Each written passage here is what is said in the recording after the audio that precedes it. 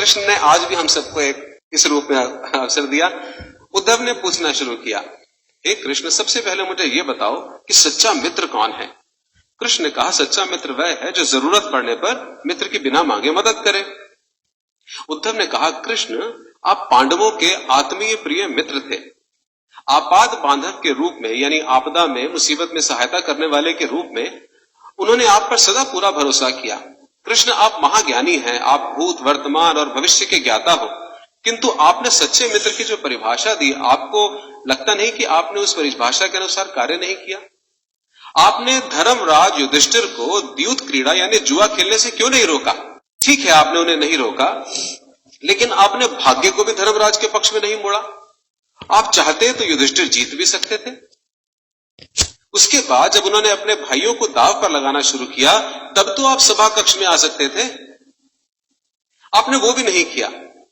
उसके बाद जब दुर्योधन ने पांडवों को सदैव अच्छी किस्मत वाला बताते हुए द्रौपदी को दांव पर लगाने को प्रेरित किया और जीतने पर सारा कुछ वापस कर देने का लालच किया, कम से कम तब तो आप हस्तक्षेप कर सकते थे।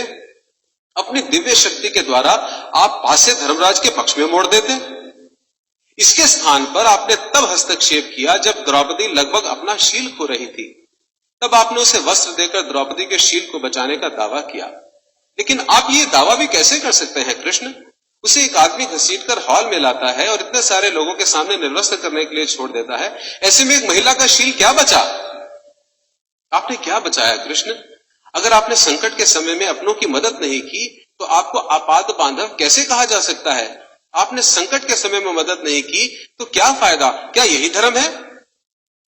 इन प्रश्नों को पूछते हुए उद्धव का गला रूंध गया और उसकी आंखों से आंसू बहने लगे। हंसते हुए भगवान कृष्ण बोले, प्रिय उद्धव, ये सृष्टि का नियम है कि विवेकवान ही जीतता है।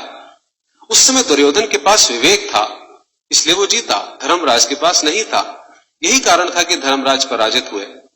उद्धव हैरान हुआ और उद्धव को हैरान देखकर कृष्ण आगे बोले, दुर्योधन के पास जुआ खेलने के लिए पैसा और धन तो बहुत था, लेकिन उसके पास 500 का खेल उसे नहीं खेलना आता था। इसलिए उसने अपने मामा शकुनी को द्यूत क्रीड़ा के लिए प्रयोग किया, जुए के लिए उपयोग किया। यही विवेक है। धर्मराज भी इसी प्रकार सोच सकते थे और अपने चचेरे भाई से पेशकश कर सकते थे कि उनकी तरफ से मैं खेलूंगा। जरा सोच कर देखो, अगर शकुनी और मैं खेलते तो कौन जीतता?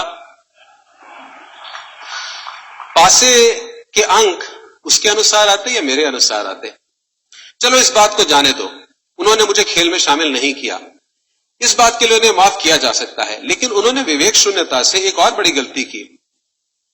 उन्होंने मुझे प्रार्थना में बांध लिया। उन्होंने मुझसे प्रार्थना की कि मैं तब तक सभा कक्ष में ना आऊं जब तक मुझे बुलाया ना जाए, क्योंकि वे अपने दुर्भाग्य का खेल मुझसे छुप कर खेलना चाहते थे।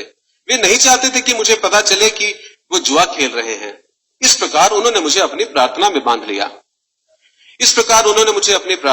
लिया। मुझे सभा कक्ष में जाने की अनुमति नहीं थी। इसके बाद भी मैं कक्ष के बाहर खड़ा हुआ इंतजार कर रहा था कि कब कोई मुझे बुलाए और मैं अंदर जाऊं। भीम, अर्जुन, नकुल, सहदेव सब मुझे भूल गए और केवल अपने भाग्य को और दुर्योधन को कोसते रहे। अपने भाई के आदेश पर जब दुशासन द्रौपदी के बाल पकड़कर घसीटता हुआ सभा कक्ष में लाया, वो भी अपने सामर्थ्य के अनुसार जूझती रही। उसने भी मुझे याद नहीं किया। उसकी बुद्धि तब जागृत हुई जब दुशासन ने उसे निर्वस्त्र करना प्रारंभ किया।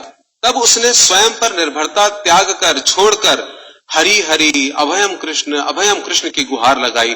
तब और जैसे ही मुझे पुकारा गया, मैं अविलंब वहां पहुंच गया।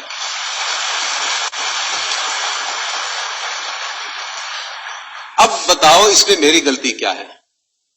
उद्धव बोले, कान्हा, आपका स्पष्टीकरण प्रभावशाली अवश्य है, किंतु मेरी पूर्ण संतुष्टि नहीं हुई, जैसे हमारी नहीं होती। क्या मैं एक और प्रश्न पूछ सकता हूं? कृष्ण की अनुमति से उद्धव ने पूछा, इसका अर्थ ये हुआ आप तभी आओगे जब आपको बुलाया जाएगा? क्या संकट से घिरे अपने भक्त की मदद करना आपका कर्तव्य नहीं, आपको स्वतः नहीं आना चाहिए?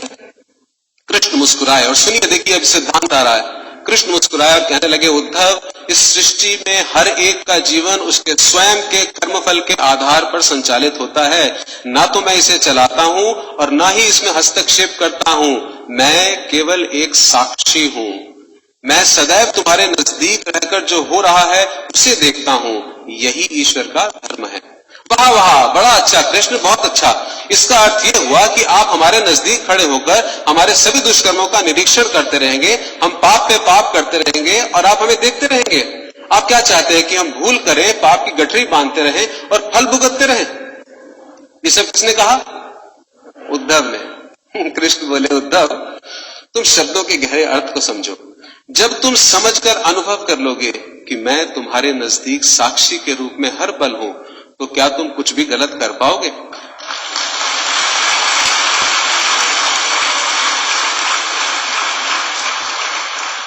जब तुम ये भूल जाते हो और ये समझने लग जाते हो कि तुम मुझसे छुपकर कुछ भी कर सकते हो, तभी मुसीबत में फंसते हो। धर्मराज का ये अज्ञान था कि उसने माना कि वो मेरी जानकारी के बिना जुआ खेल सकता है। अगर उसने ये समझ लिया होता कि मैं प्रत्येक के साथ हर समय साक्षी के रूप में उपस्थित हूं, तो खेल का कुछ और रूप होता। भक्ति से अभिभूत उद्धव मंत्र मुग्ध हो गए और बोले, प्रभु, कितना गहरा दर्शन आपने दिया, कितना महान सत्य है। प्रार्थना, पूजा पाठ तो और ईश्वर को अपनी मदद के लिए बुलाना, ये हमारी भावना और विश्वास है। जैसे ही हम ये विश्वास करना शुरू करते हैं कि ईश्वर के बिना पत्ता भी नहीं हिल सकता, हमें साक्षी के रूप में उनकी उपस्थिति महसूस होने लग जाती है। गड़बड़ केवल तभी होती है जब हम इसे भूलकर दुनियादारी में डूब जाते हैं।